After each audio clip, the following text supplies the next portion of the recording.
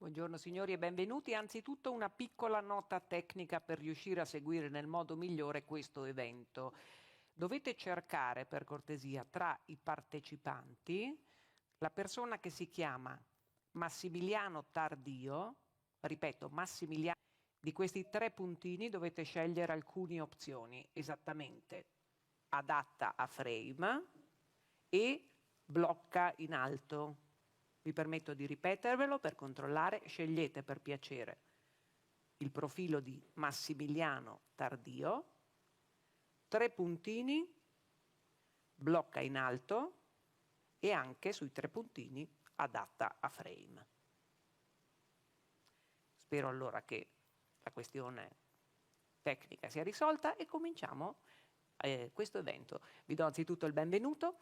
Benvenuti a questo appuntamento con la Notte dei Ricercatori, un'iniziativa che sapete essere promossa dalla Commissione Europea fin dal 2005 nel mese di settembre, che coinvolge annualmente migliaia di ricercatori e di istituzioni di ricerca. Però non è notte e non è settembre. Cos'è successo? Come potete immaginare, vista la situazione globale attuale, ci sono stati degli adattamenti.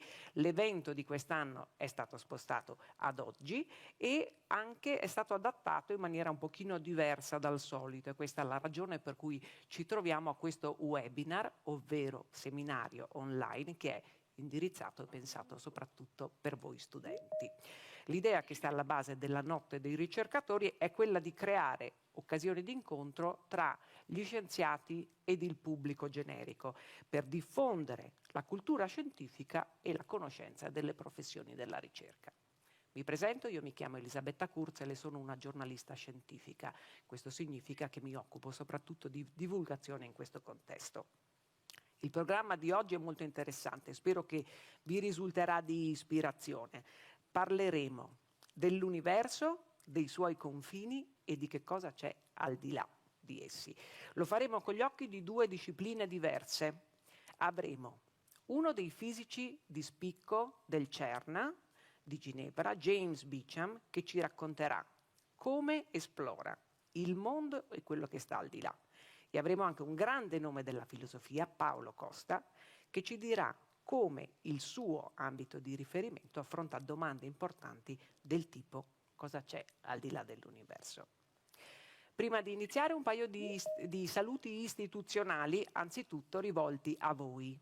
Benvenuti quindi agli studenti del liceo Russell di Cles, del liceo Da Vinci di Trento, dell'Istituto Martini di Mezzo Lombardo, dell'Istituto Ladino di Fassa di Pozza di Fassa e dell'Istituto d'Acquisto di Belletri. Davvero benvenuti.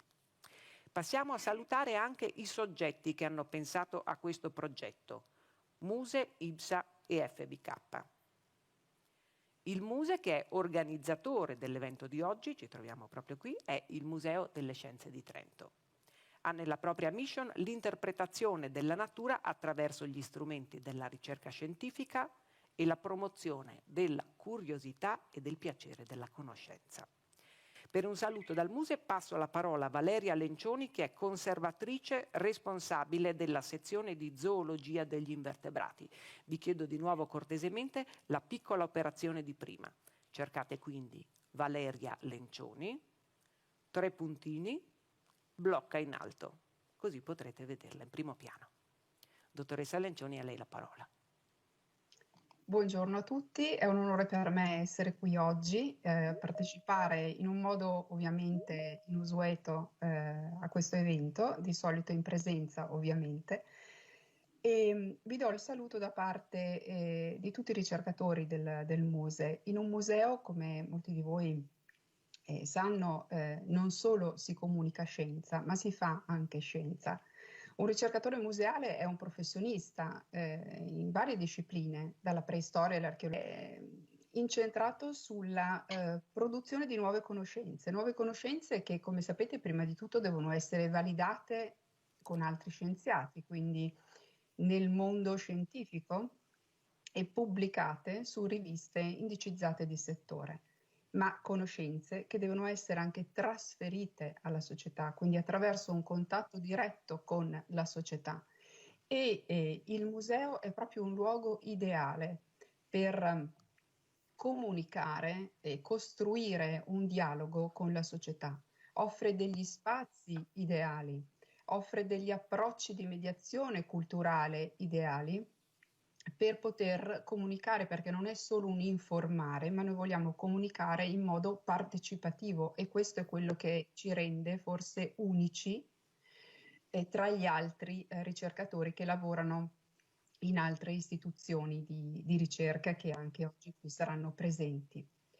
Quindi modo partecipativo cosa significa? Che noi appunto non comunichiamo solo i nostri risultati, ma dialoghiamo con tutti i vari stakeholders, i vari portatori di interesse delle nostre conoscenze, tra cui ovviamente anche i cittadini e voi stessi studenti, che siete tra i primi dei nostri portatori di interesse, così come si chiamano in generale, perché vogliamo cogliere anche criticità, vogliamo cogliere bisogni di sapere che sono tanti e diversi. Anche le stesse amministrazioni che si occupano della gestione del territorio hanno bisogno di nuovi saperi per una migliore gestione appunto ambientale, perché noi facciamo sia ricerca di base sia ricerca applicata alla gestione ambientale.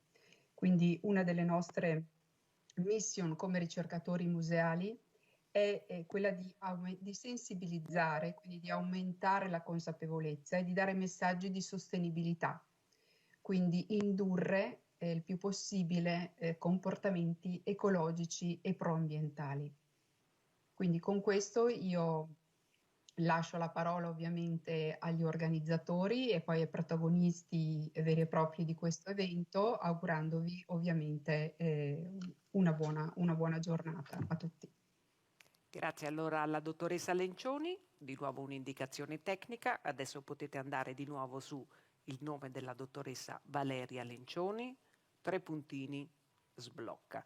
Continuerò a darvi queste indicazioni. Ricordo per chi si è collegato ora che chi volesse vedere con attenzione particolare noi che stiamo parlando, soprattutto evidentemente gli ospiti dopo, dovete cercare per cortesia il nome di Massimiliano Tardio, andare sui 3 puntini, adatta a frame, blocca in alto. Queste indicazioni tecniche continuerò a darle, sarete pazienti, ma è il modo migliore per fruire di questa esperienza. Passiamo ora ad IBSA, l'altro soggetto che è partner nell'organizzazione di questo evento. Allora, IBSA è una fondazione svizzera con sede a Lugano che è nata per sostenere giovani studenti e ricercatori e per questo fine promuove molte iniziative, forum di alto livello in cui scienziati di fama internazionale, come quelli oggi presenti, si confrontano con le nuove generazioni di studiosi e si impegna nella divulgazione della cultura scientifica. Per IBSA abbiamo un breve saluto da parte di Silvia Misiti, che è direttore di Fondazione IBSA per la ricerca scientifica. Oramai lo sapete, 3 puntini, Silvia Misiti, blocca in alto. Dottoressa Misiti. Buongiorno a tutti, grazie Elisabetta per l'introduzione. Mi dispiace farvi spostare il frame per un breve saluto, ma mi fa molto piacere portarvi i saluti di tutta la Fondazione IBSA, che come introdotto, come appena detto, è una fondazione che nasce da un'azienda farmaceutica che ha sede qui a Lugano. Le nostre attività hanno una forte vocazione alla formazione e all'educazione, quindi siamo particolarmente lieti di aver aderito a questo evento, quindi soprattutto alla Notte dei Ricercatori, a questo evento con il MUSE, con il quale siamo in partnership già da 2 anni e siamo riusciti a organizzare attività interessanti che hanno sempre come base la divulgazione scientifica e il sostegno alla ricerca. Purtroppo è stato un anno strano, un anno particolare per tutti noi, ma sono veramente molto fiera di tutta l'organizzazione. Siamo riusciti comunque a essere qui, addirittura a vedere parte del museo, ovviamente sarebbe stato bello essere tutti insieme e fare una festa, ma insomma diciamo riserveremo questo agli anni prossimi. Quindi da parte mia un saluto, un ringraziamento a tutto il mio team che ha organizzato tutto questo. Come sempre a me spetta il saluto, che è veramente un dettaglio, e ci godiamo la mattinata con voi.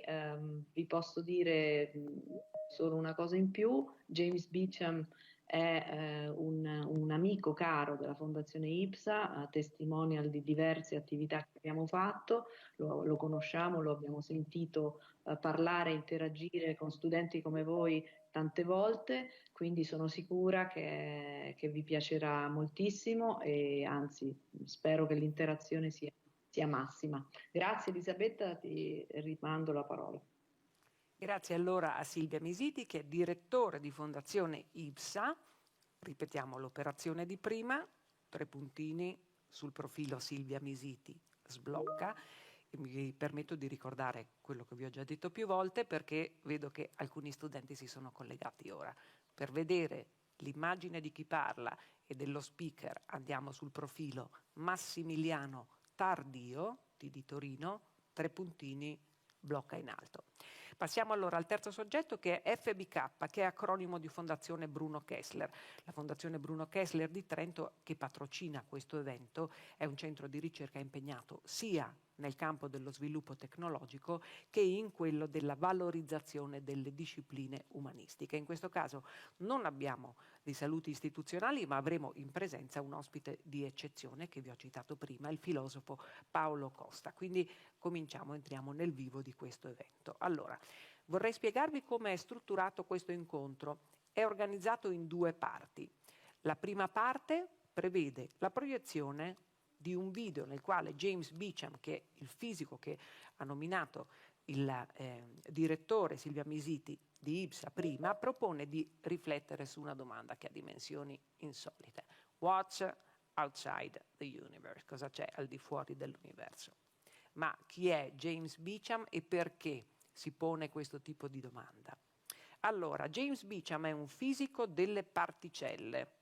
Partecipa agli esperimenti del Large Hadron Collider, l'LHC del CERN, alla ricerca di tracce di materia oscura, gravitoni, buchi neri quantistici e protoni oscuri, collaborando con Atlas, che è il team che ha scoperto il bosone di Higgs nel 2012. Interviene spesso come relatore a eventi sulla scienza, la tecnologia, la cultura digitale e l'arte organizzati in tutto il mondo. James Beacham ha realizzato un talk che si chiama Come esploriamo le domande senza risposta in fisica, che è pubblicato sul sito TED, che sicuramente conoscete, che è stato visualizzato 1,5 milioni di volte. Vi raccomando di guardarlo perché è veramente emozionante. Beacham collabora con programmi radiofonici, documentari, partecipa a podcast, è apparso su testate come il New York Times, Wired e Gizmodo. Prima di dedicarsi alla fisica, Beacham ha studiato come filmmaker e collabora tuttora con diversi artisti. Nel 2015 ha lanciato X Noise CERN, che è un progetto che esplora le connessioni tra fisica delle particelle, musica e film sperimentale, e anche di questo parleremo dopo. Il video che sta per partire è in lingua inglese e dura circa 45 minuti. Alla fine di questi 45 minuti ci sarà una breve pausa di 10 minuti e poi si passerà alla seconda parte. Questi 10 minuti saranno indicati da un countdown, quindi un conto alla rovescia. Vi aspettiamo al rientro, mi raccomando. Nella seconda parte è in inglese. La seconda parte di questo incontro è in inglese perché vede la partecipazione diretta di James Beacham, al quale evidentemente potrete porre le vostre domande, e del filosofo Paolo Costa. Una nota linguistica: non vi preoccupate se il vostro inglese non è perfetto, quasi sicuramente migliore del mio, ma non siamo ad un concorso di inglese, bensì una splendida occasione per ragionare su argomenti che vanno ben al di là del nostro normale orizzonte. Quindi lascio il posto al video e auguro a tutti voi buona visione.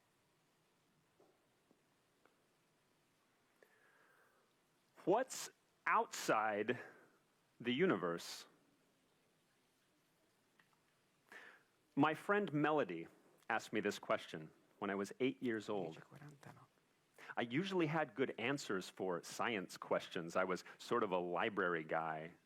But this time, I had no idea what to say. The question was scary. I grew up in southern Utah, in the western part of the United States, and this is the home of red rocks, hot, dry summer nights, and clear skies, and these are perfect conditions for stargazing. And as a kid, Melody and I would often bicycle out of town to get away from the lights of the city, and we would stare up at the night sky, and we would ask each other questions about the universe. How big is the Earth? What is the sun made of? How far away is that galaxy there? Why can't I see a black hole? What's at the edge of the universe? When she asked me this one, I stopped and I thought about it. And finally I said, I don't know. And Melody said, my ancestors thought that the Earth was a big flat rock with a solid dome of sky a few kilometers above, and the stars were painted on it. And everything was held in the hand of a big creature who would occasionally shake it. And we stared up at this dome of stars, and I said, well, I guess they didn't have telescopes back then, so I think that's a good first guess. But now that we know that the universe is huge, I don't know what's at the edge of the universe. Melody was an indigenous Native American from a local tribe. I don't remember if she was Paiute or Navajo, and the other kids at school would sometimes make fun of Melody, calling her nasty names. She did not like tests, she did not like homework assignments, but she ran circles around the other kids in classroom discussions with the teacher, and there was a reason why Melody and I were friends, because Melody was never afraid to ask the big questions. And when she finally asked, what's outside of the universe? The question caught me off guard. Well, nothing. The universe is everything, so it doesn't make any sense to ask what's outside of everything. Everything is everything. Yeah, but if the universe has an edge, then there must be something beyond that edge, she reasoned. And we thought about it for a very long time, drinking root beer and eating candy. And eventually, I said, maybe there is no edge and no outside. And Melody said, yeah, maybe the universe just goes on forever. And that's all there is. And after a very long pause, sweat dripping down my forehead, I said, everything is terrifying. And as you can see, I was a very serious child. But maybe not so completely serious, because to me, terrifying doesn't necessarily have to be a bad thing. But before we go too far, we need to answer one very important question. What is the universe? Picture the last time you were out in the wilderness and you looked up at the night sky. Thousands of pinpoints of light, photons from stars and galaxies, thousands of light years away, the ones that we can see with our eyes. This light has been coming here for thousands of light years away, a light year being the distance that light travels in 1 year, to finally reach Earth and smack into your eyeballs. When you look up at the night sky, you're looking backward in time. But look closer.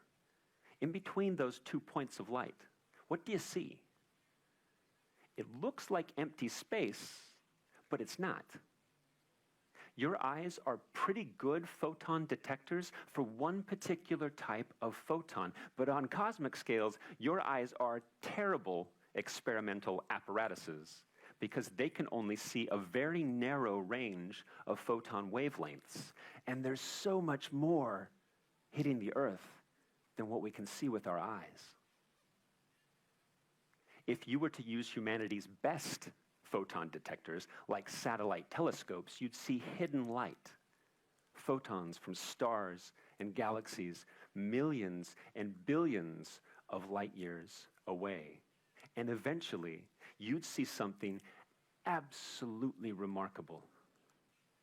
The cosmic microwave background radiation, light from when the universe was only a few 100,000 years old.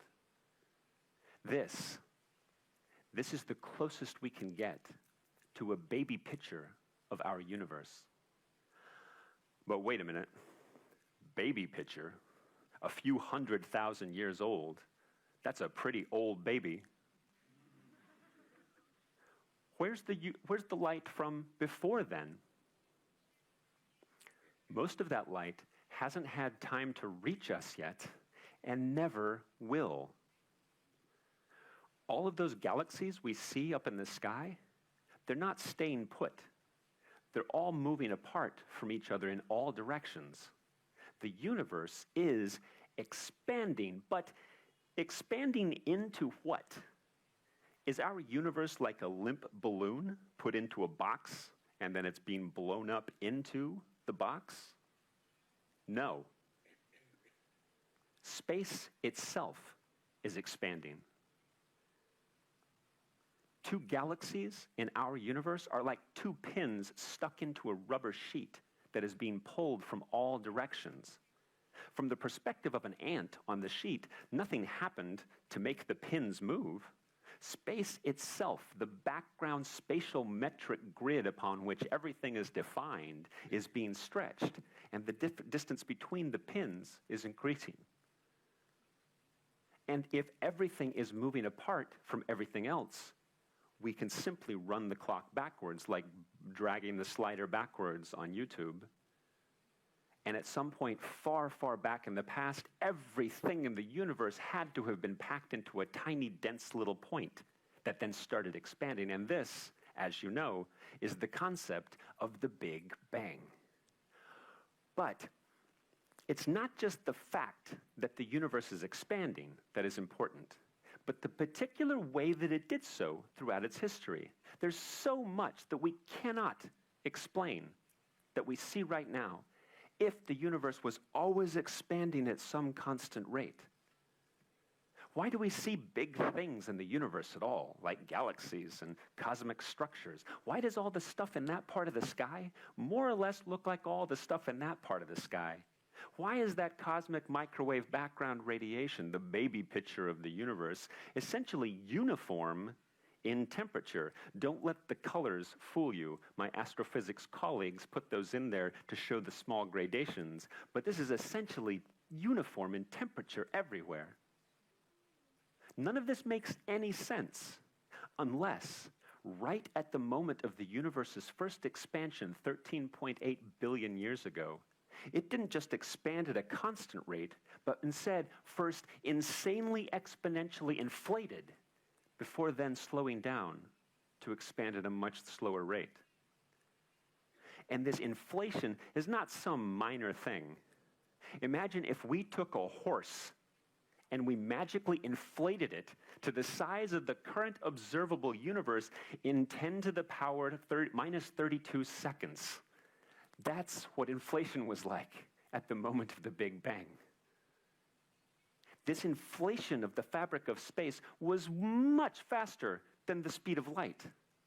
And as you know, the only way that we here on Earth, stuck here on Earth, will ever know that anything exists in the universe is if we receive a light signal from it. But if space expanded faster than the speed of light, most of the stuff in the universe was completely separated from us forever and we'll never be able to verify that it exists. Thus, we're left with a new concept, the observable universe, which is defined, a volume that's defined by all of the stuff that could ever possibly send us a signal that we could receive, which must be a tiny subset of the entire universe, within which there must be a huge number of other observable universes for other observers, and we'll never be able to contact them ever. And it gets worse. If you look closely at the mathematics behind this insane inflation of the fabric of space, it should go on forever. Forever. But in our universe, it didn't. It slowed down, and it's been going at a much slower rate for billions of years. This must mean that our universe and the fabric of space upon which it sits can be thought of as two distinct things. Because inflation goes on forever, but in our universe it didn't. Our universe is almost like a little tiny pocket or bubble that was snapped into existence by the insane inflation of the fabric of space. And this inflation, again, goes on infinitely forever, and as you know, with infinity. If something happens once, it happens again and again and again. An almost infinite number of other universes popped into existence by this absurd inflation of the fabric of space. In most of these other universes, inflation probably never slowed down, and they're very boring places, and you'd never want to hold an open night there. But in our universe, everything was right for you and I to finally be here. And with infinity, there must be other universes like ours. In one of them, one of you wore different color shoes here today. In another, coffee is pink. And in another, an Earth-like planet was obliterated by an asteroid just as protozoans started to evolve. If our understanding of the inflation of the fabric of space is correct, then this isn't some science fiction thing or an episode of Rick and Morty. But this is true, real science. But I see the looks on some of your faces, and you're absolutely right to be skeptical. You should be screaming at me right now. It's like, this is crazy, man. You're a scientist. Where is the evidence? This is all circumstantial. And you'd be absolutely right. But it turns out that this is not the only piece of circumstantial evidence that we have that we may live in a multiverse. For example, our universe seems to be filled with magic numbers, constants of nature that we measure, but we have no particular explanation for why their values are what they are. And if these values, though, were something slightly different, our universe would be a completely different place. For example, in 2012, my colleagues and I announced the discovery of something called the Higgs boson particle. And the Higgs boson particle is a very weird and important particle. A reminder, the Large Hadron Collider is a 27-kilometer circular tunnel on the border of France and Switzerland, about 100 meters underground. And in this tunnel, oh, and to give you some local flavor, this is what it would look like if it were around Milano. I think it takes about 45 minutes with traffic to get from Linate Airport over to the soccer stadium in San Siro. But if you were a proton in the Large Hadron Collider, it would take a few microseconds. So perhaps that's a good proposal for an underground system for you at some point. And in this tunnel, we use superconducting magnets that are colder than outer space, and we use them to accelerate protons, you're made of protons, to almost the speed of light. And when they get to almost the speed of light, we slam them into each other millions of times a second. And when we do this, we're briefly recreating the conditions of the universe as they were just a fraction of a second after the Big Bang, 13.8 billion years ago. And when the two protons collide, you put a gigantic detector there because quantum field theory magic is going to happen. And as all the particles come out from the collision, take a snapshot, a record of all of their trajectories, the energy that they leave behind, and this allows you to then store all of this data, and eventually afterward you can sift through this data to see if you found evidence of new, undiscovered particles that may help us answer some of these biggest open questions in science. And by big detector, I mean extremely big. So the one that I work on is called Atlas, and if you look closely, there's a very either lucky or unlucky gentleman here. They're bringing this gigantic thing in. He better get out of the way. But he's very lucky because he gets to stand here. Atlas is 6 stories high. It's 46 meters long, and it's sitting in a cavern 100 meters underground. And this is essentially a 100 megapixel camera that takes 3-dimensional photos 40 million times a second. So when we do this, again, we build up this gigantic data set, the largest unique data set in human history, and we sift through this to see if we found evidence of new undiscovered particles. And when we finally announced the discovery of this particle, the Higgs boson particle in 2012, it was fantastic. There was applause and celebration, and 2 white men won the Nobel Prize. What else is new? And it was a fantastic event for everyone, but it was also very strange. Because when we thought about it a little more deeply, we probably shouldn't have discovered this particle at all. The largeness of machines like the Large Hadron Collider is important because larger machines allow us to make the particles to go to very high kinetic energies. And if you remember your physics, kinetic energy is the energy of movement.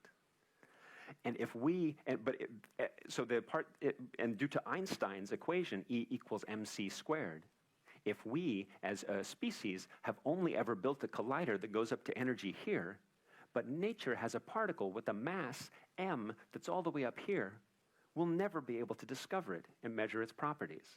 Because the mass of a particle is not the same thing that you and I use, the word mass, when we say, wow, look at that massive building or something like that.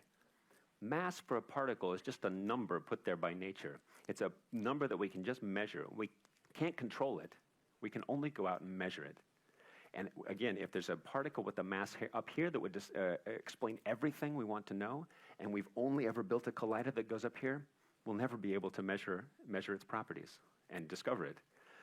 And the other part of this that's fantastic is that you may have heard these types of colliders being referred to as the Big Bang machine, which, as I mentioned, is actually true. If I take a thermometer and I put it out in outer space, I'm not saying that I have done this. I would like to do this, but I've never gone to outer space myself. If I take a thermometer, put it in outer space, the average energy of the universe is extremely cold, and the universe is huge. That means that the entire average energy or temperature of the universe is extremely low right now. But it was not always this way. As I said, everything is spread apart. And 13.8 billion years ago, everything was packed into a dense little point that started expanding. When you do that, particles don't like that at all. And they start to vibrate, and they start to object to being scrunched together like this. And they start to vibrate and radiate, and overall, the temperature of the universe goes extremely high. Therefore, when we actually collide protons at such extremely high energies, we are really briefly recreating the conditions of the universe as they were a fraction of a second after the Big Bang, 13.8 billion years ago. In a very controlled laboratory conditions, don't worry about that. And so if you go farther and farther back in time,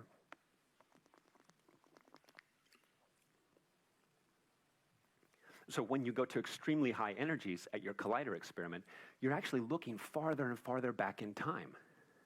And the Large Hadron Collider can get us about here. We understand what the universe was doing, what it was like, everything that was going on, when the universe was about 10 to the minus 15, 10 to the minus 20 seconds old, which means that all of the interesting stuff is down here. So that's why we have to build bigger machines to go to higher energies, to go farther back in time. And because farther back in time, that's when these particles that could explain all of the biggest open questions of science, they may have been hanging around just for a tiny fraction of a second. And then as the universe expanded and cooled down, they were not so important anymore, and they just kind of died out. And the particular way that they died out, that leaves an imprint on everything that we see now. So a lot of the observations we make right now in the sky, in the laboratory, they have a hint to us that there should be other particles out there that we haven't yet discovered. But again, when you go to extremely high energies to find these particles, you don't actually know what you're going to find. And this, in fact, was the biggest, weirdest thing about this Higgs boson particle. Again, you probably have heard of this particle before, and you saw probably the Nobel Prize and that was in the news, and sometimes it's referred to as the God particle. Physicists, we don't use that term because it kind of does a disservice to how awesome this particle is. But the particle itself is something that was, the reason it was so difficult to find, people have been looking for this particle for almost 40 years, 50 years. The reason it was so difficult to find is that the theory that we had that predicted the existence of this particle, it didn't tell us where it should be in mass. Remember, E equals mc squared. It didn't say anything about it. Some of the other particles it did. It's like, yeah, you should find the Z boson right here. You should find the W boson right here. For the Higgs boson, it's like, so we had to just go to higher and higher energies until we could finally find it. And it turned out that the Large Hadron Collider was big enough to discover this particle. But it gets even worse than that. Think about that. Our theory didn't say where we should find this particle. And in fact, if you look closely at the mathematics behind it, and you should always look closely at the mathematics behind any physics thing, there's nothing to prevent this Higgs boson mass from being something gigantically high, far, far outside of the range of the Large Hadron Collider. But we found it down here. This is weird. It's almost as though there's some kind of shelf that's holding the Higgs boson particle right up here.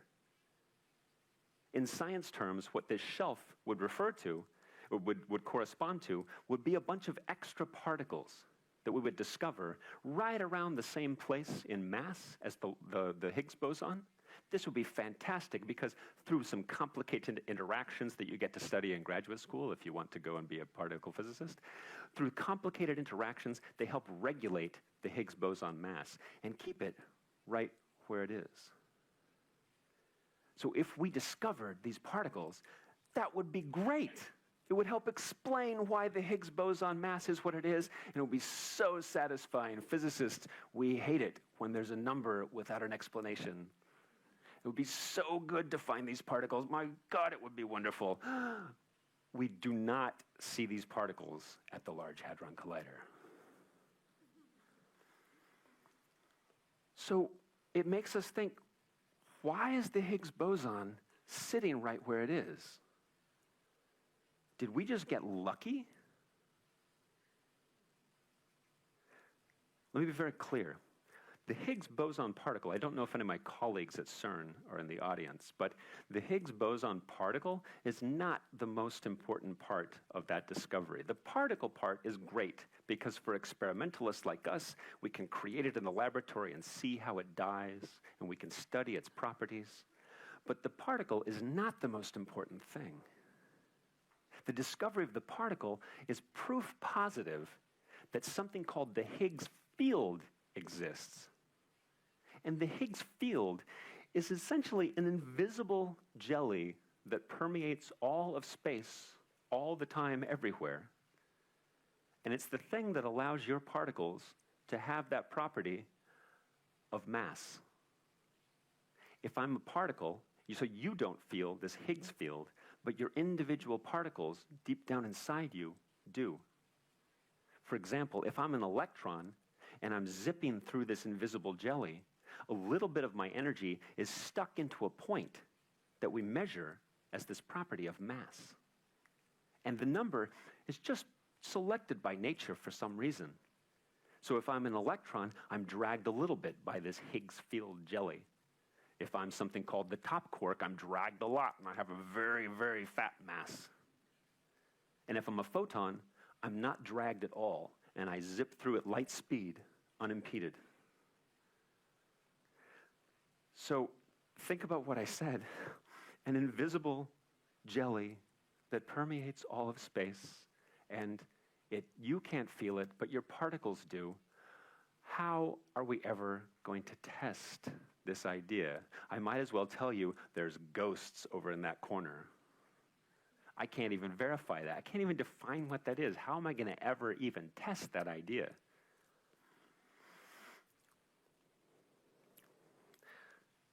Imagine that you had an extremely popular Instagram account that was about muddy rivers. That may sound crazy, but you know there are much weirder, very popular Instagram accounts out there. So you love to go to muddy rivers, and you like to go to bridges and go down and take a photo, and you post that on your extremely popular Muddy River Instagram account. So your friend says, hey, you like muddy rivers?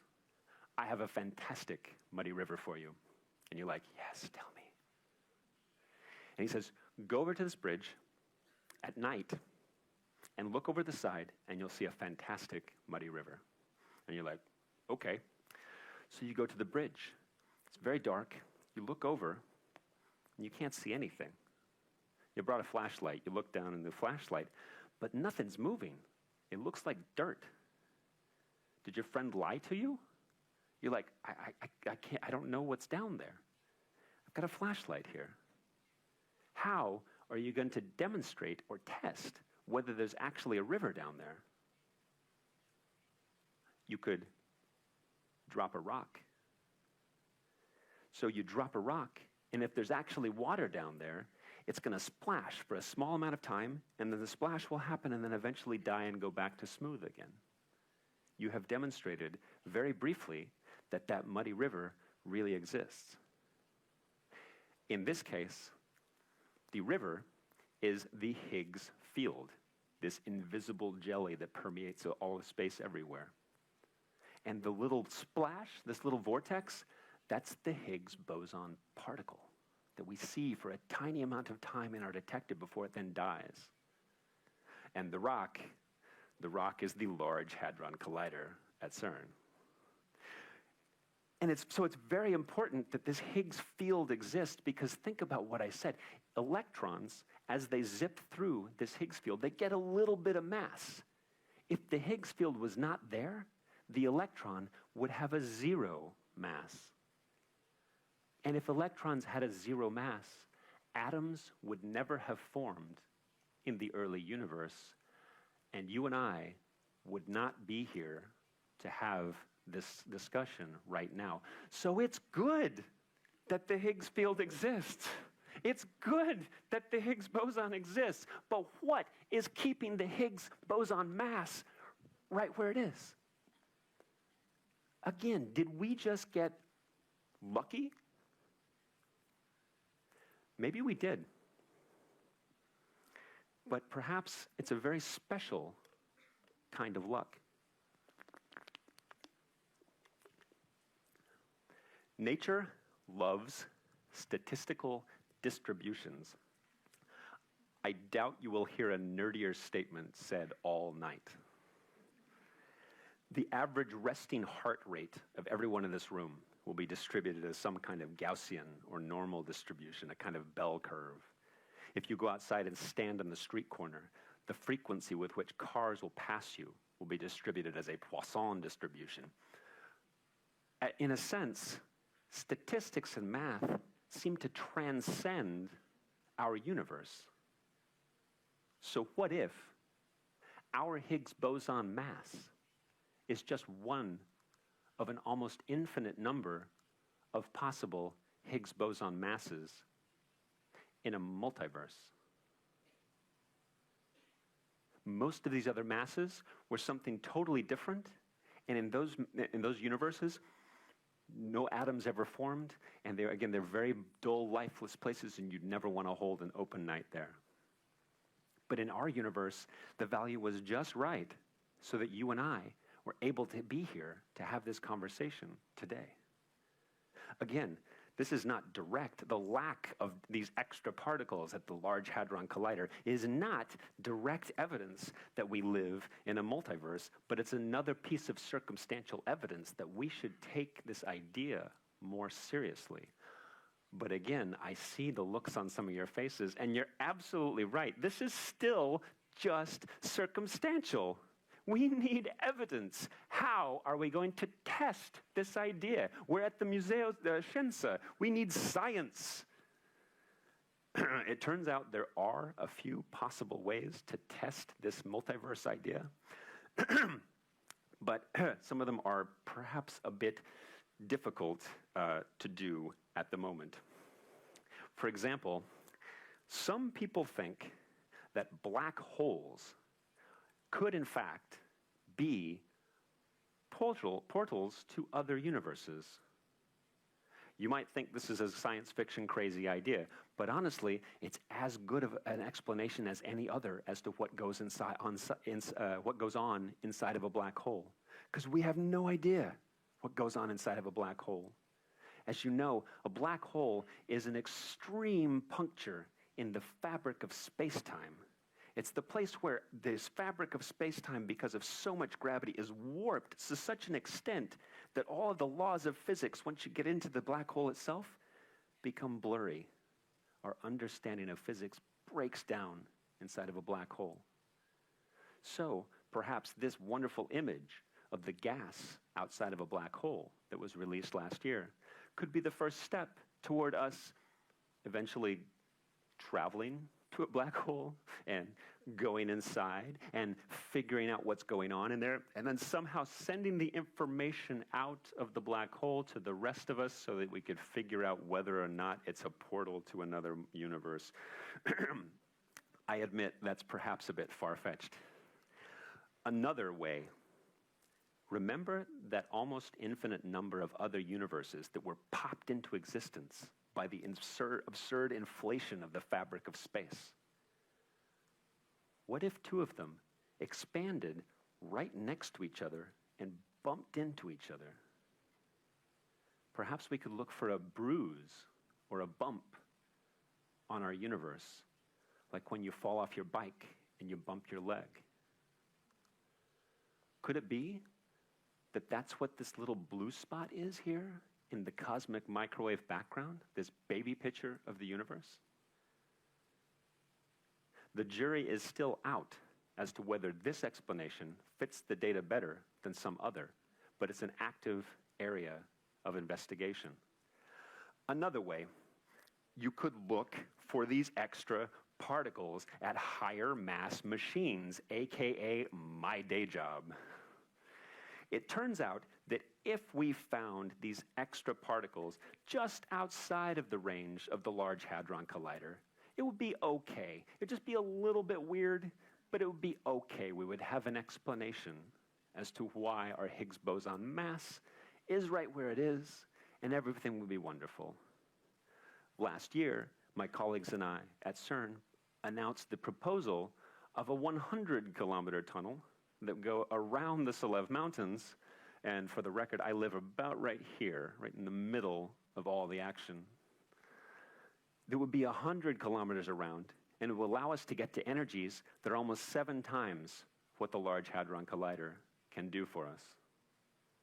This will allow us to, this will open up completely unprecedented experimental possibilities. But would that be enough?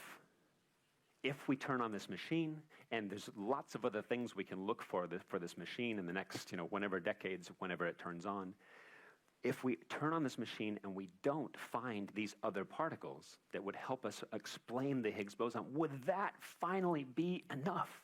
Could I come back to you and say, yes, we now know for fact that we live in a multiverse because we can't explain our Higgs boson mass? No. We would have to go bigger. So why don't we go even bigger? Why don't we build a particle collider that stretches around the moon? This seems like a crazy idea, but think about how many people are interested in going back to the moon for various reasons.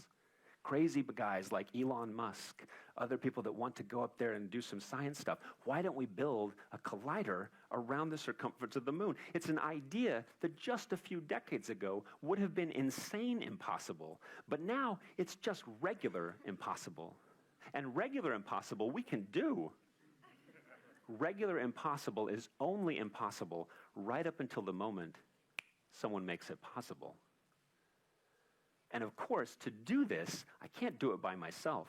So we're at a wonderful place full of inventive people. So here's a list of some things that I need someone in the audience to innovate so that we can make this happen. I need lots of extremely strong magnets that don't currently exist, and I need 11,000 kilometers worth of them. I need a space transport system that's robust and more or less like a bus that can go back and forth between the Earth and the Moon. I need to dig some tunnels underneath the surface of the Moon. But wait a minute, maybe I don't need to build tunnels. Maybe I can do it on the surface, and we put shielding up on top. So maybe we need robots to do this for us. I need some kind of next generation of particle physics detectors. I need some kind of data science and AI machine learning techniques that don't work, that don't even exist right now, to help analyze all of this data. I need a robust Earth-to-Moon data transfer system that's robust against solar flares or other kind of interruptions. I need next generation of power. Is it nuclear power? Perhaps solar power? I need everything else that I haven't thought of yet. But would that be enough? If we build a moon collider, would I finally be able to come back to you in, say, 200 years and say, yes, we have finally proven to ourselves that we live in a multiverse. Now let's get to work contacting them. No. No, no, no. To do it right, we would have to go big. And I'm the kind of guy that I don't like to do things only halfway. I want to go all the way to the big. So Large Hadron Collider, it's great. Future Circular Collider, it's awesome. Moon Collider, sure. But to do it right, we need to reach an energy that is so high that beyond that energy, our current understanding of physics breaks down. It's called the Planck energy. And this is an energy scale and a distance scale and a time scale that's so extreme that our understanding of nature and physics breaks down. But it's the point at which, if we were to reach this in a particle physics experiment, everything would be revealed. We would understand everything about dark matter, about dark energy, about quantum black holes, about how gravity and quantum mechanics go together, about the nature of time. But to reach this energy in a particle physics collider, by some very crude estimates, we would probably need to build a Large Hadron Collider style collider around the outer edge of the solar system. Clearly, we're going to need some major innovation to make this happen, but luckily we're at, open night filled with wonderful, curious, brilliant people, so catch me afterwards and we'll brainstorm ways to make this happen. So this would be the ultimate Hadron Collider. But when we build the ultimate Hadron Collider, and we will, what will we do with the answers that we get from it?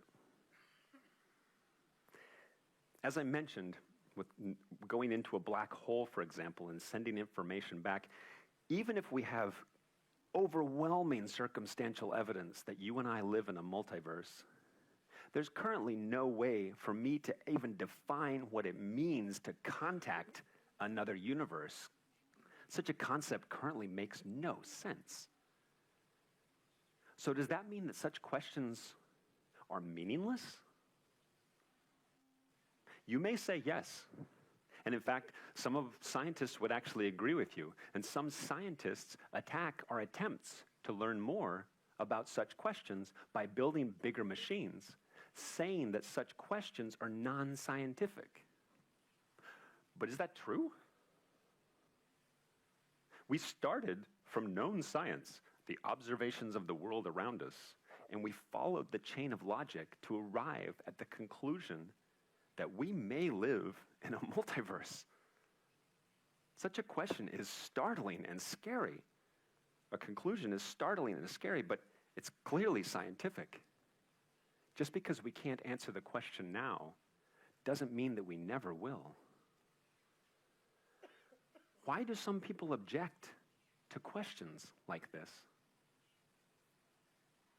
Could it be that they're afraid of the answer?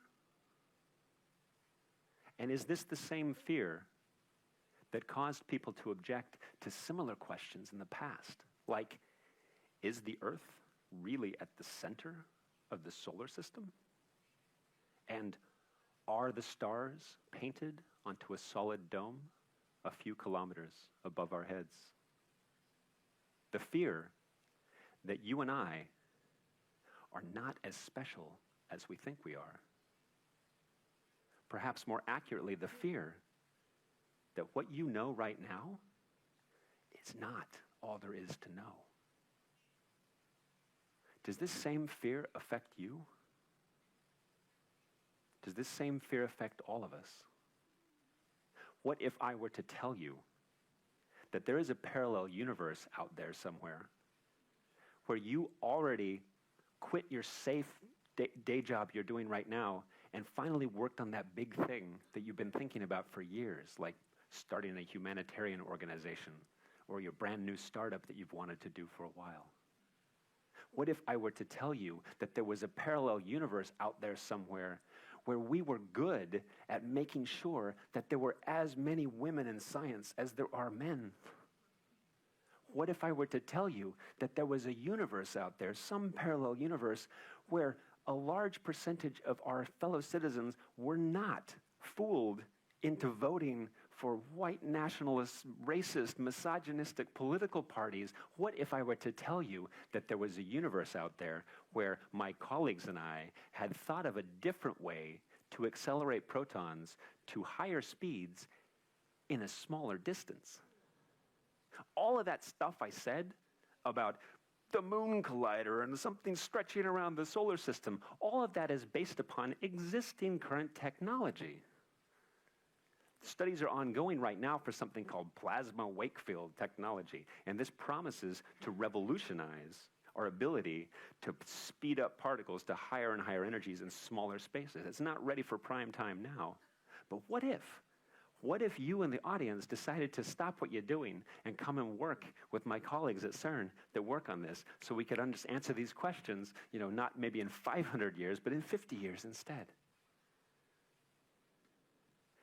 Going through these proposals, these ideas of other parallel universes out there where things are different, it's a fun exercise, but again, it's all just circumstantial.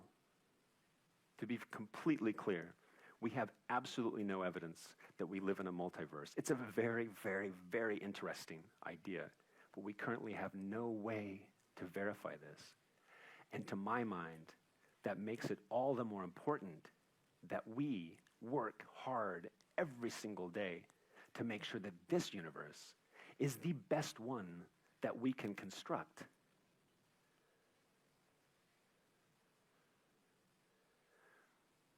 Because when we ask questions about the universe around us, you and I, humans, are the method by which the universe asks questions about itself. We don't need to be afraid of an almost infinite number of universes because we know for a fact at least one thing. There is at least one universe that contains all of us. And to be frank, when I see the government of the United States putting children into cages on the US-Mexico border, and when again I see a lot of people that are somehow fooled into voting for racism into the atmosphere for decades, and we're not acting fast enough to solve it. And when I think about my friend Melody, and how the other kids would mock and bully her, and how that made it difficult for her to go to class, and how she never went to high school, I feel anger. It's not just regular anger. Oh, I feel regular anger too, but as a physicist, I feel an extra layer of anger because I realize that when we allow such things to happen, we're betraying this cosmic truth that you and I are all parts of this same universe. And we are all in this universe together. And so back on the red rocks, when I was a kid, I said to Melody, everything is terrifying. And she said, yeah, it's scary, but it would be scarier if I were out here by myself. And I looked at Melody and I said, yeah. And we both looked up at the night sky, the stars and galaxies watching us from very far away. Thanks.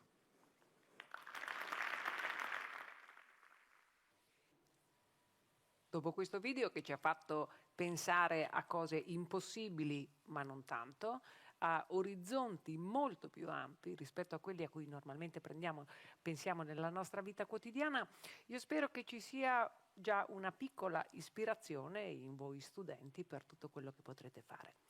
Fra pochissimo comincia una piccola pausa, 10 minuti, vedrete il conto alla rovescia sullo schermo.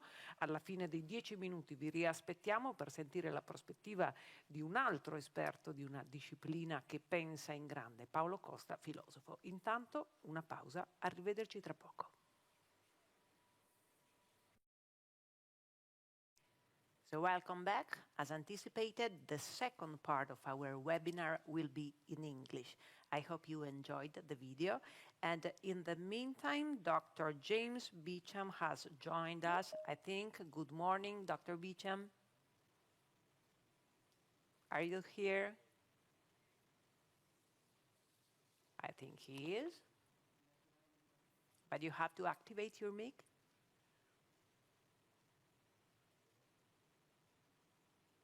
Okay, we know that Dr. Beacham is with us, and besides the little technological details that we have to settle, I told you before that today we have a second very special guest, so it's my pleasure to introduce you to Paolo Costa, philosopher at FBK. Good morning, Dr. Costa. Good morning. I told you before about the CV of Dr. Beacham. Now let me tell you something about Dr. Costa's professional experience. Paolo Costa is a philosopher and an essayist. He's a researcher at FBK at the Center for Religious Sciences in Trento. He studied in Milan and Parma and was a visiting scholar in Toronto, Vienna, and Berlin. Over the years, he studied philosophical anthropology, philosophy of biology, moral philosophy, and the secularization theory. He has written several important books, and today he's here to give us the point of view of philosophy about the big question we asked at the beginning: what's outside the universe? Dr. Costa's speech will last 15 minutes. Please pay attention, because after that, it's your turn to participate with a little poll and your questions. I'll hand it over to Dr. Costa. Oh, thank you. Good morning, everybody. I will try to speak as slowly as possible. Although I am a reader, an avid reader, in fact, of Carlo Rovelli, the Italian, very famous physicist, my training is in moral philosophy. So I have to admit straight away that I don't know enough about particle physics to be able to focus my short comment on the scientific details of James' talk. I enjoyed it very much, but I would not know how to assess the plausibility of the astonishing scenario he painted. I trust his expertise, of course, and will limit my 15 minutes speech to the framework, as it were, of his brilliant presentation. So what's my comment purpose, in short? I want to put myself in the shoes of the students who are following this event today, Some of them, I suspect, might be more knowledgeable about the history of philosophy than about the last developments in astrophysics.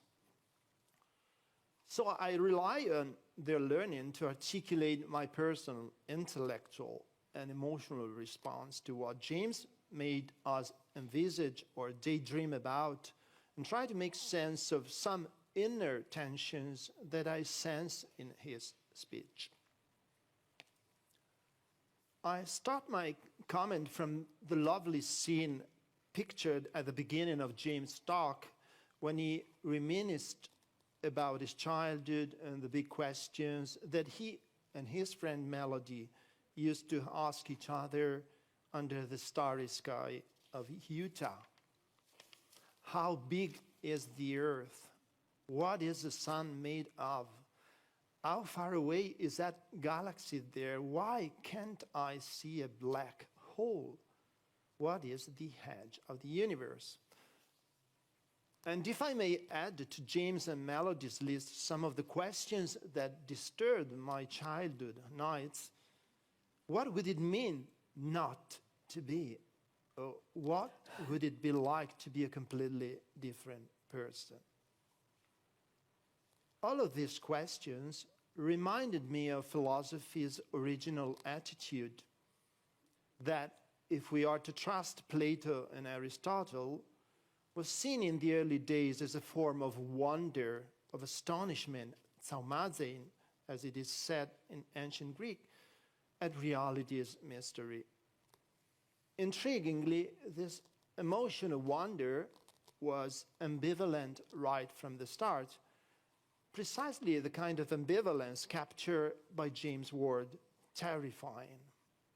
That is, philosophy's early state of mind was both a sort of enchantment, triggered by the hidden order or logos of the universe, and a sense of horror at the abyss of ignorance cursing human minds.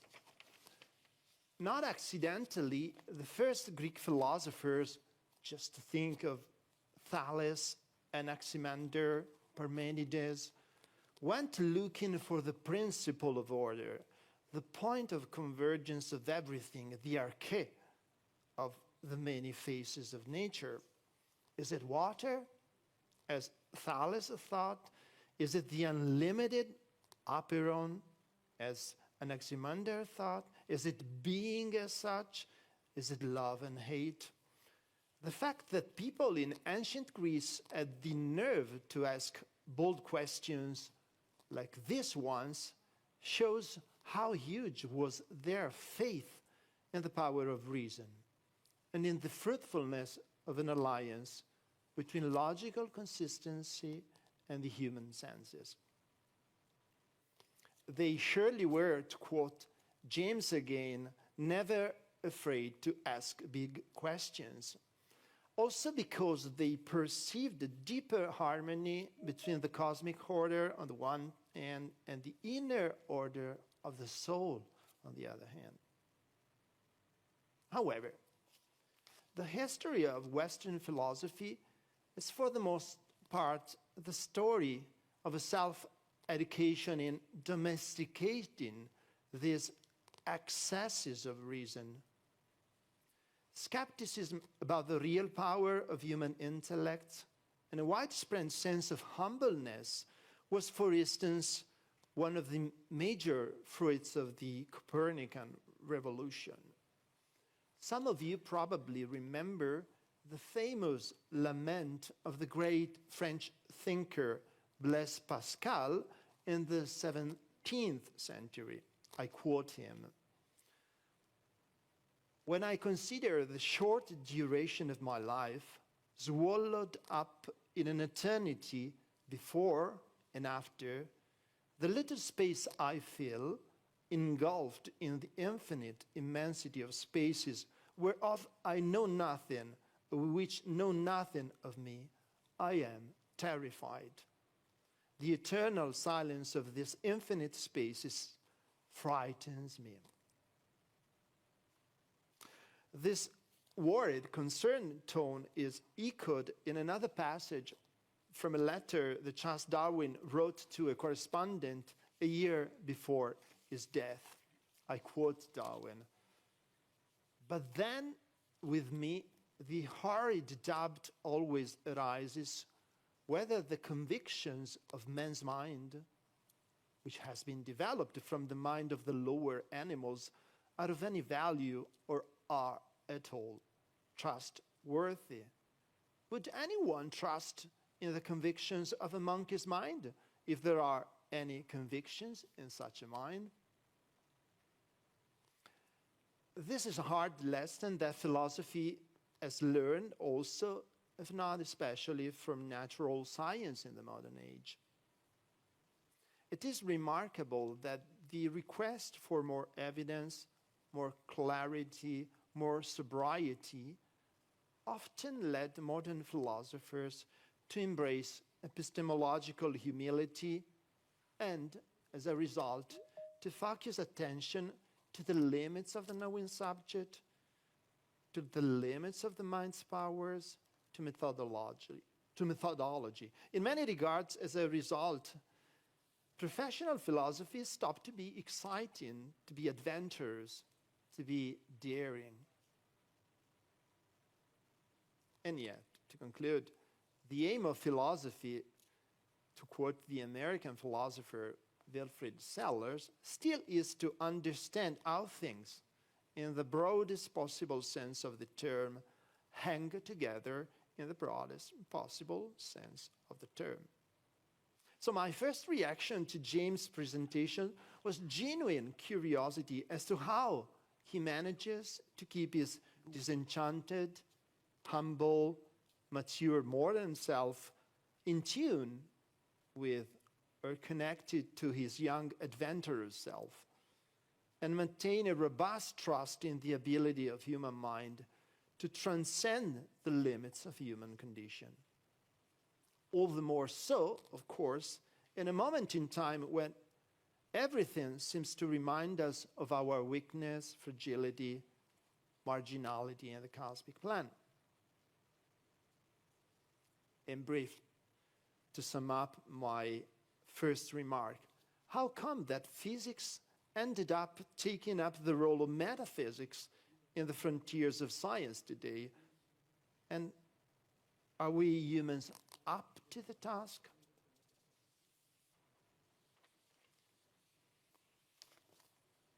Now, so my first point is about, yes, the humility and the possibility of reconciling this humility with the ambition to explore the frontiers of science, even to the point of asking what is outside the universe. But now, my second point, I anticipate a possible answer to the typically modern anxiety I have just expressed. Is it just a matter of having or lacking imagination? So the problem is imagination in the end. After all, Darwin himself, the already quoted Charles Darwin, blamed the cramped imagination of creationists and deniers of evolution in his notebooks before writing The Origins of Species. I quote his words. The sentence is a bit convoluted, but it's still magnificent. So, what a magnificent view, says Darwin. One can take the word astronomical causes modified by unknown ones cause changes in geography and changes of climate. And these superinduced changes of form in the organic world as adaptation, and these changes affect each other. The world is people with myriads of distinct forms from a period short of eternity to the present time to the future. And Darwin exclaimed, how far grander than idea from cramped imagination that God created the rhinoceros of Java and Sumatra, that since the time of the Silurian, he has made a long succession of wild molluscous animals. How beneath the dignity of him was supposed to have said, let there be light, and there was light. So Darwin curiously complained about the lack of imagination of theologians instead of the other way around. So let us ask ourselves, what is this imagination Darwin was so proud of? Well, imagination, in short, is the ability to bring in front of the reason's eye aspects of reality that are not immediately present to the senses. But we philosophers used to distinguish two different modes of operation of imagination. The first one is reproductive imagination, which is closer to perception than to ideation. And reproductive imagination is the ability to mentally play with the various products of sense experience. So, for example, a lover can imagine his or her loved one when she or he is distant.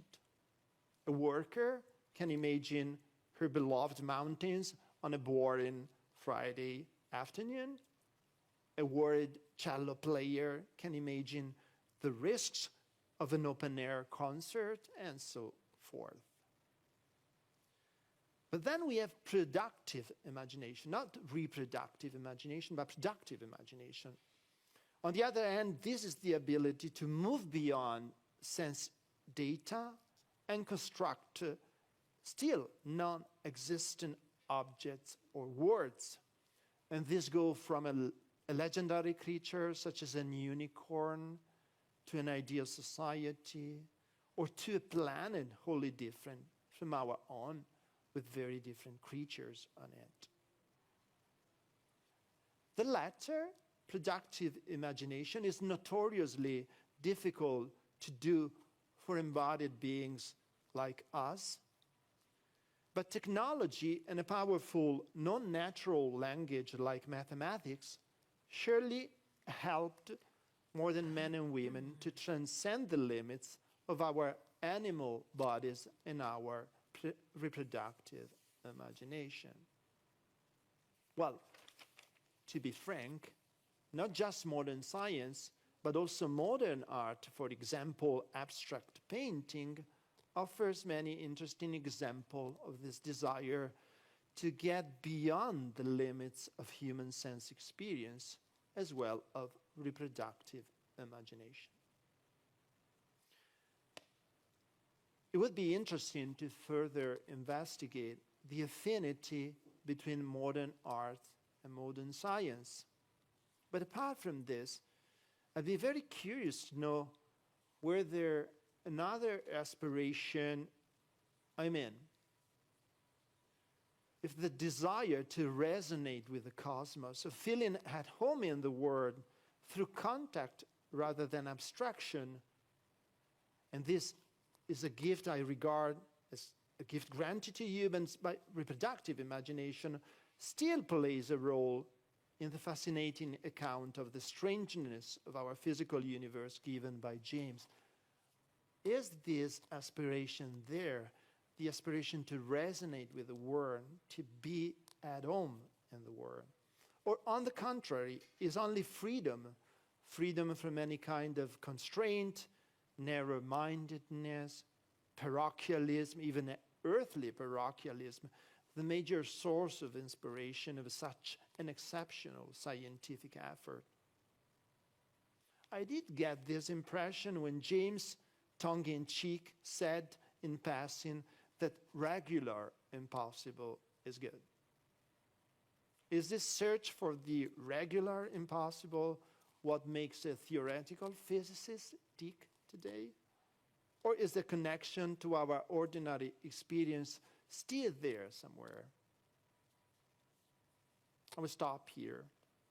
I hope that my reference to humility on one hand and imagination on the other hand gives James the opportunity to explain how modern physicists make sense of the weirdness of the universe that their theories let us imagine.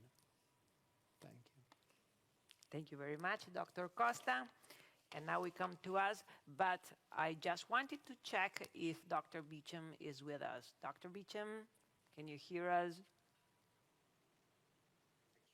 Can you hear me and see me, perhaps? Sure, you remember. Okay, welcome, Dr. Beacham. Thank you for being with us. I just remind the students, if you want to see Dr. Beacham, you go to the three dots and choose adatta a frame e blocca in alto. Okay? Okay. And so, thank you very much for being here with us. Thank you for your video.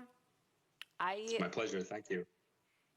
Now we have a little space, not too little to tell you the truth. Now we go to one of the most important space in our conversation, because students, it's your turn. We have a very brief poll made of 4 questions. Dr. Beacham, if you allow me, I just switch a second to Italian to make sure that my instruction will be delivered in the best way. Yes. Studenti, per piacere, fate questa operazione. Voi vedete nella chat di Teams un link. Questo link vi porta al sito SurveyMonkey, dove troverete 4 domande. Queste 4 domande riguardano gli argomenti di cui abbiamo parlato con il dottor Beacham e con il dottor Costa. Niente paura, non è un test per vedere se e cosa avete capito, bensì un sondaggio per avere uno spunto da parte vostra. Vorrei leggere le domande, perché voi potete, una volta sul sito, scegliere una risposta, soltanto una delle risposte che vengono proposte, e dopo le commentiamo assieme. I also remind you that if you want to ask, as I hope, something to our guests, this is the right moment to do it, after the poll, I mean. You just need to raise your hand if you want to speak directly to them, or you want to chat. If you want to write a message on the chat, please feel free to do so. I wanted to go through the questions with you. Let me briefly recap them. So please go on the chat link, SurveyMonkey. These 4 questions. Question number 1. Dr. Beacham's talk was titled, "What's Outside the Universe?" But he never directly answers that question in the talk. Why do you think this is? Option number 1. Because the answer is unknown and the question is impossible to answer. 2. Because the answer is unknown, but only because we haven't built a large enough experiment to answer it. 3, because scientists know the answer, but they are hiding it from the rest of us. 4, because it's not a well-posed question, and the talk is about how discovering new things in science can compel us to reconceptualize what we mean by words like universe. I just want to specify for the students that we are not testing you at all. We want to know your opinion and have your contribution. Question number 2. Which one of these intellectual means do you see as more helpful to understand the idea of a multiverse? Reason, imagination, mathematics, technology, science fiction. Question number 3. What's the most important ingredient for progress in science? This is interesting. Individual genius, lots of money, an open community of researchers with different perspectives working together. Good universities, a confident-sounding man talking loudly so no one else can talk. Science-friendly governments or better computers. 4th and last question. How would you describe the image of the universe proposed by James Beacham in this talk? Frightening, enchanting, puzzling, familiar, or liberating? if you want to take some seconds in order to answer the questions. Now we are already seeing the answers, and I would like to have Dr. Beacham and Dr. Costa commenting them, okay? We can go through the results. I ask the direction if it's already time to go through them.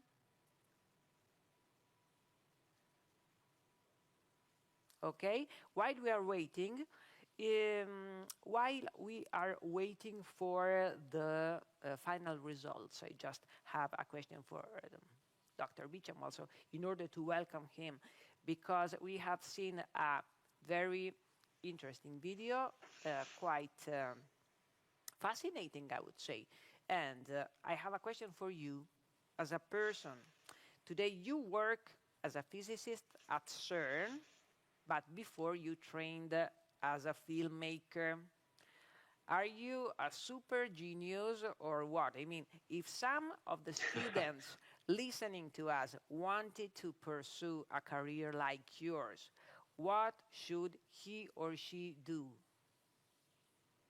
Well, the answer to your question is not a super genius. Perhaps someone else would describe me that way, but I guarantee you that in my field, there are people that are much smarter than I am. So the real answer to the question, you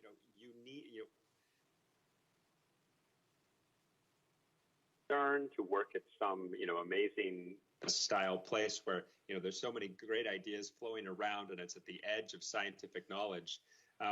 It really requires the types of things that it requires for anything. It really requires things like persistence. It requires hard work. It requires, access to resources, access to knowledge. Because at the end of the day, physics, just like else, is a skill that you can learn and you can cultivate. And it's one of these things where it's always dissatisfying to me or disappointing when I hear someone tell me, as an adult, they hear that I'm a scientist, they hear that I'm a physicist, and I did a double major in physics and mathematics, and they get this scared look on their face, and they go, "Oh, I was always terrible at math." And that's really disappointing to me, because in my experience, no one is intrinsically or inherently or naturally bad at math. They're not. I don't think this is true at all. What happens is the people that understand math, that go into physics, mathematics, and mathematics is the language of physics, as you know. What we did is we happened to have teachers, we had people around us, we had, caregivers, parents, guardians who encouraged us to pursue our curiosity of something like mathematics, because mathematics is to a certain extent a language like any other language. You can learn to use it and you can learn to be conversant in it. And really things like mathematics and physics they're more about imagination. They're more about thinking about the world in a particular way, thinking about the relationships. So physics and mathematics is something absolutely that can be learned by anyone. And so really what a student, if someone's considering going into physics and maybe wants to work at a place like CERN, keep in mind that you do not have to be a super genius to do so. What you do have to do is have that basic curiosity deep inside you and find that kernel, that childlike kernel of curiosity, and allow it to be released. Let it out and let it be one of the main things that guides the way you go throughout the world, right? You'd be curious about this thing, curious about that thing, because really particle physics, let me put it this way, no one really chooses particle physics as a discipline. Particle physics chooses you, because particle physics is the place where that's the end of our human knowledge. That's it. We're right up against the edge, and there's nothing more that we can say that we know. And of course, with Paolo, we can discuss what we mean by know and what we mean by knowledge. Of course, that's really interesting. But under the current rubric of science and modern science, the particle physicist is the one who always wants to know the how and why behind the how and why. And once you keep asking how and why, eventually you get down to the smallest possible things and you can't cut them anymore. And you ask, what's smaller than that? And the answer is, we don't know. And that's the place I want to be. And again, that's not something you choose necessarily. I want to be a particle physicist at CERN. Is that this is the place you find yourself when you're a ravenously curious human being, and you can't stop asking these questions about what are the fundamental mechanisms underneath everything. So again, none of this really needs you to be a super genius. Super geniuses are fine, but again, I think that we all have genius inside us, and it has to be cultivated and released in a certain way. Thank you, Dr. Beacham. And now I think our poll is completed, and so we can go through it together. Question number 1 about the lack of a definite answer to the question, what's outside the universe? We see the different percentage. More or less, the 60% of you chose because it's not a well-posed question. Another quite high percentage, around a little bit more of the 35%, went for because the answer is unknown, but only because we haven't built a large enough experiment to answer it. And I see that no one thinks that scientists are hiding some very important information from us, which is good because it talks about confidence and the trust we have for scientists. I ask Dr. Costa, if you don't mind, to comment the results. Why do you think that most students chose the not well-posed question? What would you choose? Because they are smart, in a sense.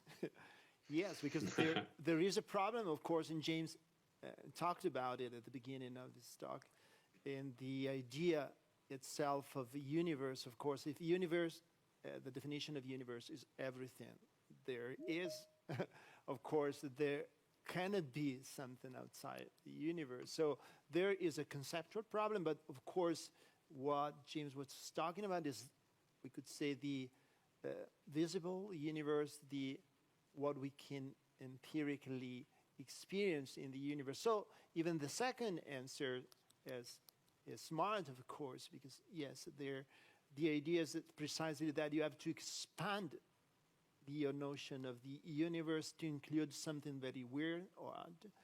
And I think, I think they are very smart students. Thank you very much for your answer. And let's go to the second question. We have a different result here. The majority of the students chose among the intellectual means more helpful to understand the idea of a multiverse, imagination. This is very interesting for me. Second part chose reason. Then technology and maths are more or less at the same level. And last, but not ignored, we have a percentage who went for science fiction.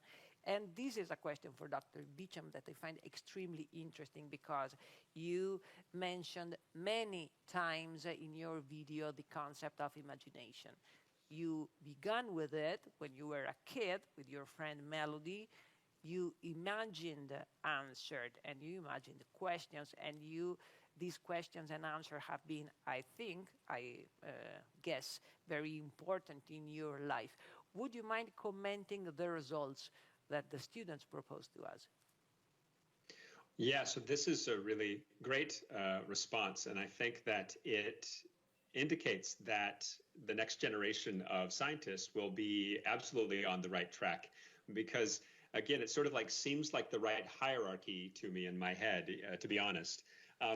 The reason why imagination is so important, of course, is that, like I was saying in the previous, answer to your previous question,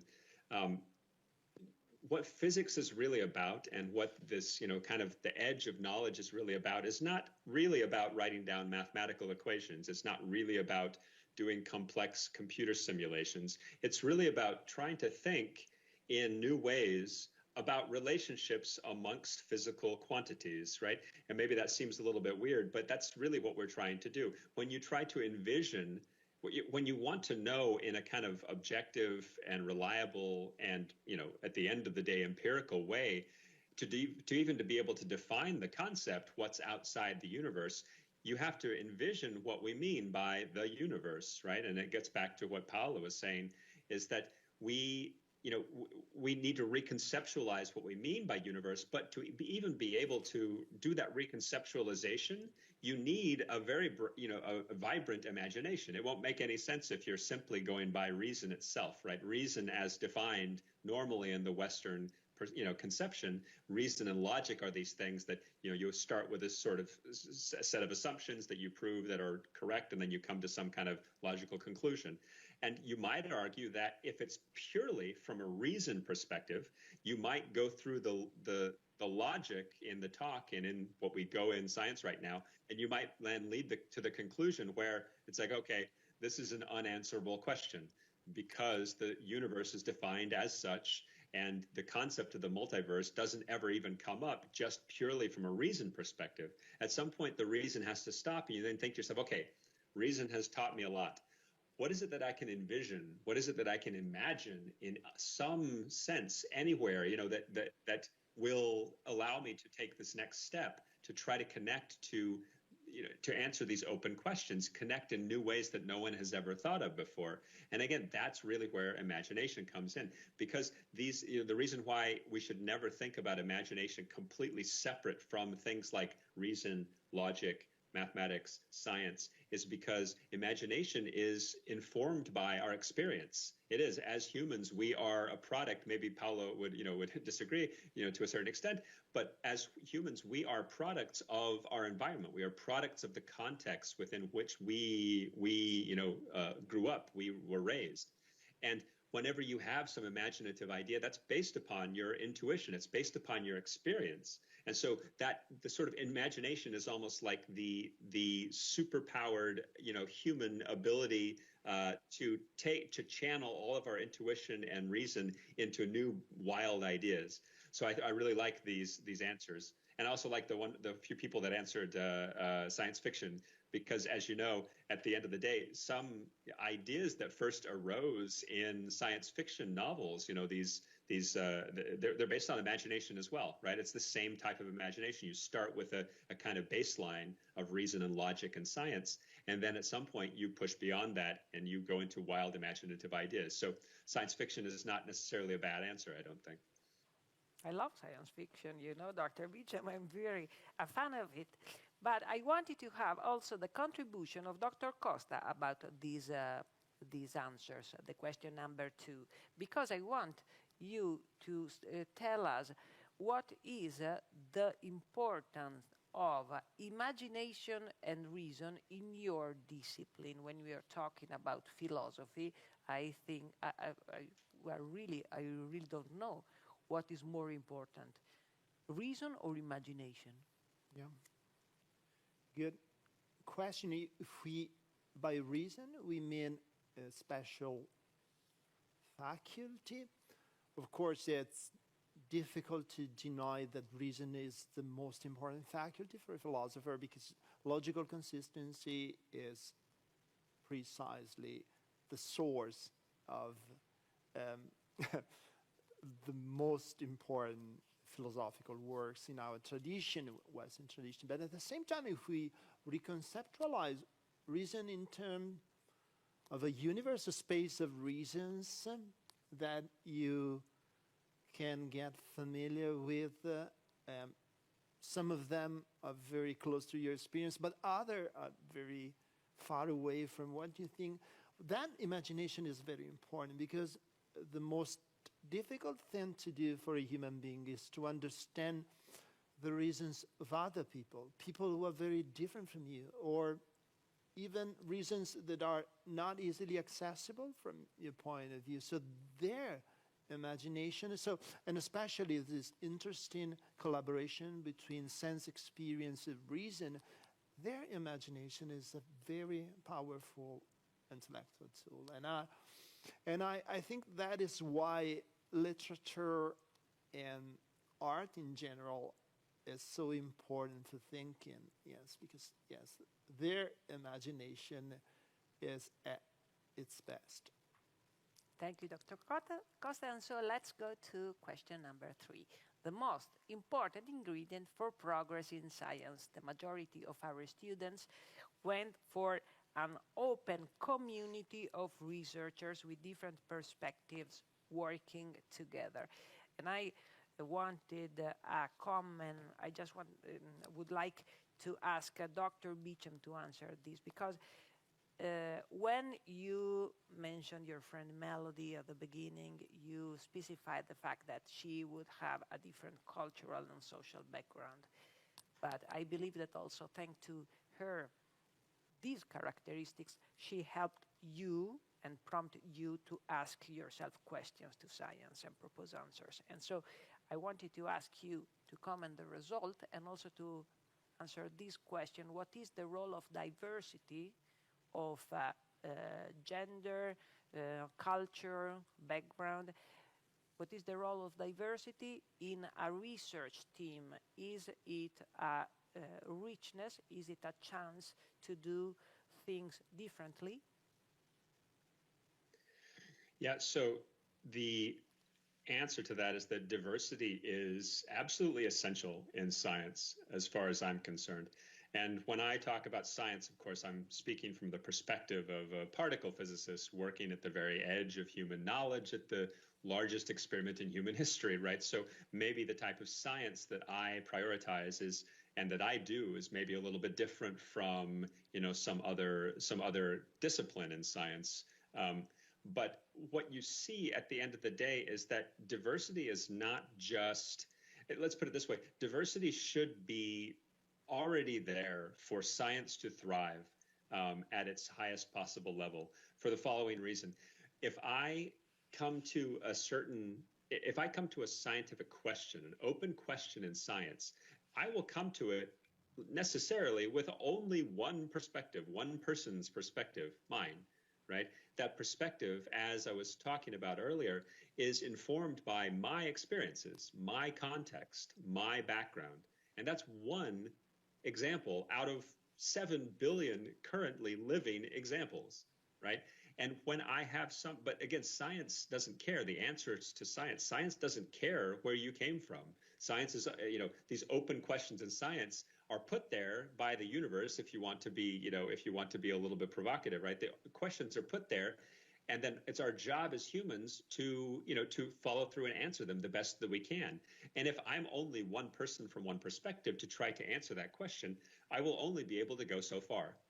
So if I then instead have someone else from another perspective, it immediately improves our collective ability to answer this question. So this happens not just in a theoretical way, but in a practical sense in my research. I mean, one of the many benefits of being a particle physicist at, you know, I'm currently based at CERN, but the people that do the research at CERN working on these experiments are all over the world.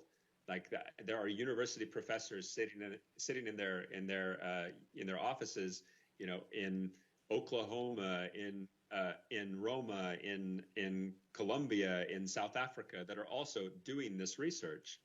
And when we get a chance to come together and work on one particular question, for example, let's say that I want to analyze our Atlas collision data to look for a new kind of quantum black hole that no one has ever looked for before. I will then come to that idea that's an open question. We need to then address this question with some kind of new novel analysis, some new science. And I will only come to that with one perspective. And I will then have a proposal for how we should address this question. Someone else coming from a totally different background can then come to that with a different set of eyes. And they can look at what I have proposed and they can point out the flaws. They can point out the weaknesses. Science is very, very, very different from the dominant social paradigm that we all live in, well, most of us live in these days, which is a situation where it's almost as though the worst thing you can ever possibly do is admit that you were wrong. And it's almost as though the worst possible thing that can happen to you is if you're criticized. But science is the opposite.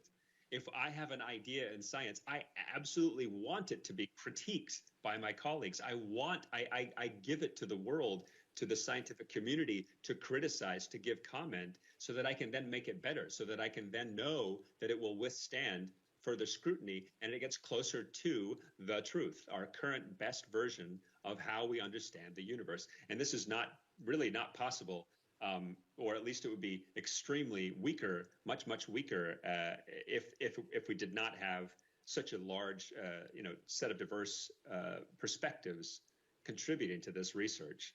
And in physics, we're doing better in some ways, and we're doing worse in other ways. And for example, the percentage of women in our field is slowly going higher and higher and higher, but it still languishes in small percentages, and we're still very, very bad with recruiting. For example, Black Americans into physics. We have challenges that we face, and I can only imagine. One of the things that keeps me up at night, that really frustrates me, is that we think about these people like Einstein, this lone genius changing everything, and Michael Faraday, and Majorana, and Enrico Fermi, like changing all these things by themselves. But I think that's great. All these people are great. But what gigantic discoveries are we missing because there's some little girl in a family in India right now who has no possibility of ever sending her to university? What discoveries are we missing because we have not created the situation in society where this is possible to do? Anyway, that's the long version of saying that, yeah, diversity is extremely important in my field especially, but science in general. So you'd say not only an asset, but also a kind of a training for critics management, isn't it? Yes, I would agree. Okay, and if you notice in the answer of our students, a small but significant, I would say, percentage specified that a good ingredient is a science-friendly government. Do you think that this is an Italian answer and that we are influenced by our context in answering that? Does it surprise you? No, in fact, I think that that's one of the other, not all of these, there's not one answer, one perfect answer here, right? There's not one right answer. These can all be right to a certain extent, except for the one about a single man talking loudly so no one else can talk, right? But the science-friendly governments, yeah, it is perhaps a little bit contextual, but it's also the reality in which we live, right? I mean, if you're a scientist, at the end of the day, you want to do your experiment and you want to get an answer, right? So you have to face what are the practical effects in front of you. And one of them is that the funding for my type of research absolutely comes overwhelmingly from the public sector, which is government money, which is in fact your money, which is public taxpayer money. And so when it's important for us. It's one of the main reasons why I encourage my fellow scientists to go and talk to people that are not us, that are not just my colleagues and I, because what that does is it allows them to make sure that everyone it reminds people in the back of their minds that this type of science really has value. It really does. It's part of it should be part of our DNA as humans to encourage these types of research projects like CERN, like the LHC, like this FCC, this Future Circular Collider, gigantic thing, because these are the experiments that allow us to better understand our place in the universe just as humans. It doesn't matter if we're going to get some kind of specific product out of it. That's not why we do the type of research that we do. But when we talk to, when I encourage my colleagues to talk to, people that are not experts, it reminds everybody that, oh, this is why we do this research. This is why we value this research. And then when they choose elected officials, they will choose the ones that also see eye to eye on that. So in the future, these projects will continue to thrive. And so I think that that's a totally valid answer. It's a part of what needs to happen to contribute to science project progress. Okay, now, before going to the last question, I remind the students that we don't have much time left, so please, if you want to ask us something to Dr. Beacham or Dr. Costa, this is the right moment to do it. Let's go through the last question about the universe proposed by Dr. Beacham. How does it look like? Most of the students decided that it looks enchanting. This is very interesting. A little bit, a smaller percentage went for puzzling, and then frightening, liberating, and last, familiar. So enchanting. Dr. Costa, are you enchanted by the description of the universe made by Dr. Beacham? Yeah, it's very interesting. It's a very interesting answer, and since it's a positive emotion, it's full of hope. Yes, and I'm a bit surprised because, of course, it can also be frightening in a sense. The idea of a multiverse, but if you think about the success of the books by Carlo Rovelli, was a very special person in the way he's so good and making you feel enchanted in front of very complicated and very strange, odd, weird theories and conceptions of the universe. So there is a connection there. So I think that modern science has also the ability to tap into the deepest emotional sources of modern people. So I think it's a very nice, very encouraging answer. And Dr. Beacham, what do you think of your own description? Aren't you ever frightened or puzzled thinking of it? Always. In fact, that's what I would choose personally. My own description of this concept of the multiverse is terrifying and frightening and alarming and ghastly and puzzling.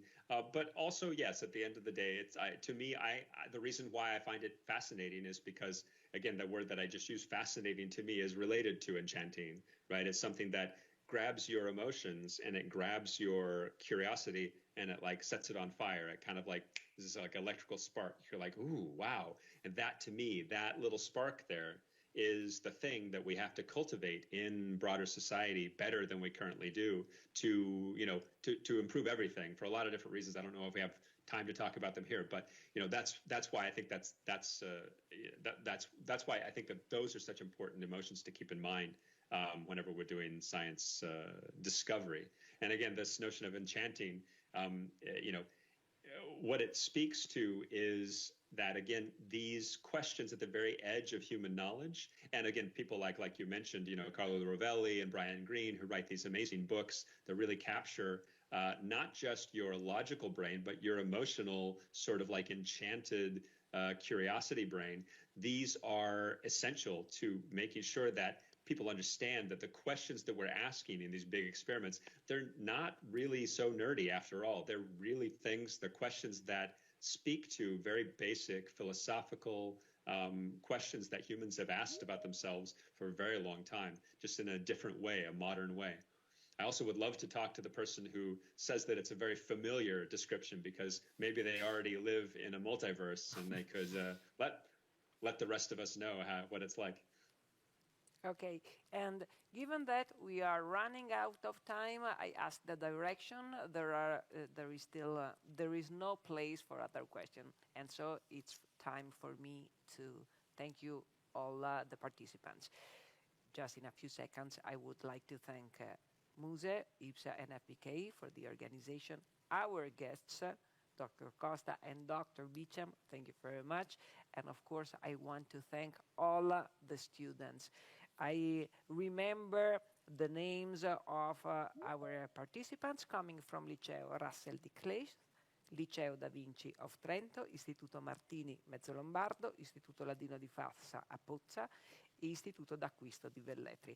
I wanted just to thank you very much for your attention. I hope this video and this conversation has been of inspiration for you. If you want some more information about the topics we mentioned together with our guest, or if you want the link to this event, please contact the Servizi Educativi at MUSE. I thank you very much and I wish you a good day.